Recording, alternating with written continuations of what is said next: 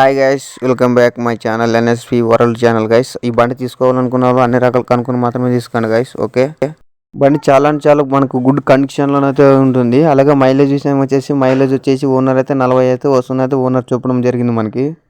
అలాగే మనకి బండికి కావాల్సిన పేపర్స్ అన్ని కరెక్ట్గానే అయితే ఉండవు. బండి ఆర్సీ బండి పేపర్స్ అన్ని కరెక్ట్గా అయితే ఉన్నాయి గైస్. మనకు వచ్చేసి గైస్ మీరు కానీ ఇలాగే మన ఛానల్లో బండి సేల్ చేయాలనుకుంటే మా WhatsApp number photos and details కొద్ది వీడియో తీసి పెడితే మేము ఎటువంటి రూపాయి కానీ తీసుకోకుండా బండి అయితే సేల్ చేస్తాం గైస్. ఓకే గైస్, బండి మోడల్ వచ్చేసి 1989లో అయితే ఓనర్ తీసుకున్నాడు. రీసెంట్గానే మోడిఫై చేస్తారు. మోడిఫై చేసినప్పుడు ఇప్పుడు వరకు వచ్చేసి గైస్ బండి వచ్చేసి 3000 కిలోమీటర్లు మాత్రమే తిరిగింది, ఎక్కువ ఏం తిరగలేదు.